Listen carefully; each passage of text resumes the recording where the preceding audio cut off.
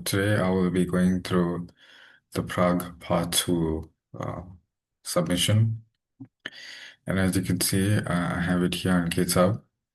And the first thing we're going to look at is the README document, right? So the README document has the following. Um, it has a description, features, prerequisites, installation, configuration, usage, interaction commands, and etc., etc.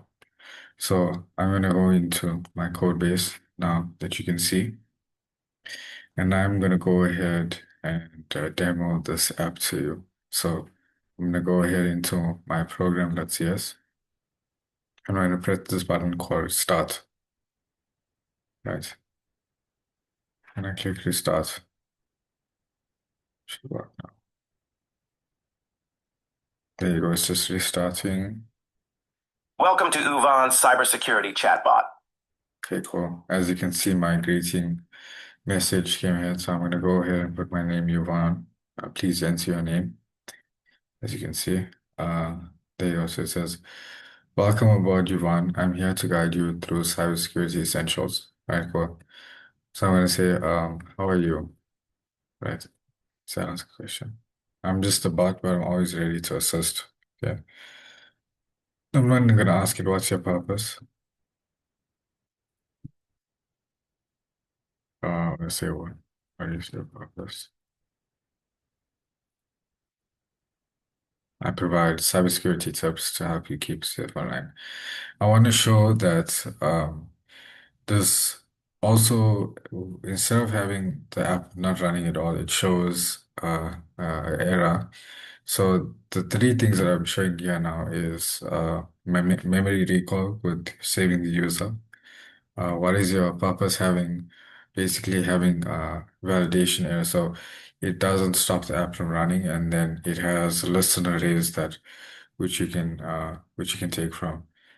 So I'm going to ask you, can you help me with phishing? To ask the question, it says, okay, enable two-factor authentication whenever possible. I'm worried about it. I want to show you that the sentiment detection also works. So I'm going to say I'm worried about it. It's okay to feel worried. Let's work through it together. So these are some of the voice module has been working. The art module, which basically shows the cybersecurity part, which I'll go through now. And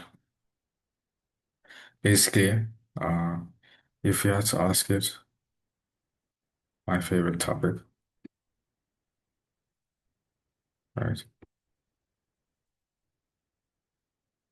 is onions, right? So if I go and say,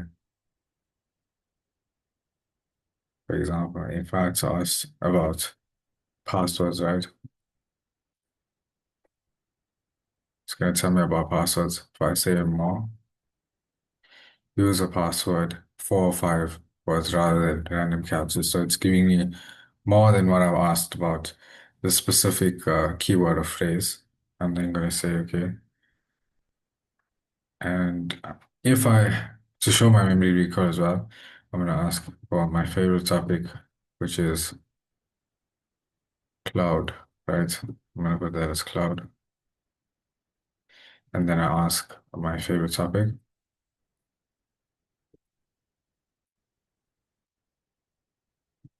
I'll show you. So,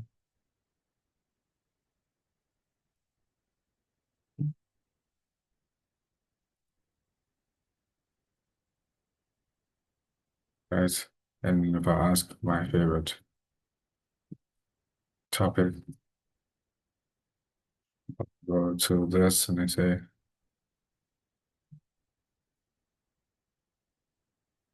your favorite topic is this. Okay. So it doesn't work with the U, it works with the O. Okay. So as you can see, that's working, which is my memory recall. So those are all the features that are working. If I press exit as well, it'll exit the chat. So those are the features that are working. And let me just show it to you again. Yeah, so now I'm going to go through the code. So the art module.cs, which is called in my program.cs, is showing the ASCII art that you see here, right? So we have the cyberbots and your digital shield. You can see that there. Basic responses is the list and arrays that are being called.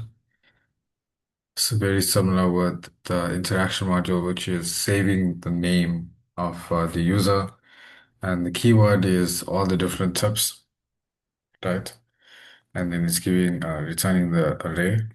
And we have the same with memory install. This is for using and storing users. The sentiment module is for the using these keywords to, if you are worried, if you are frustrated, or if you're curious, which will return an answer.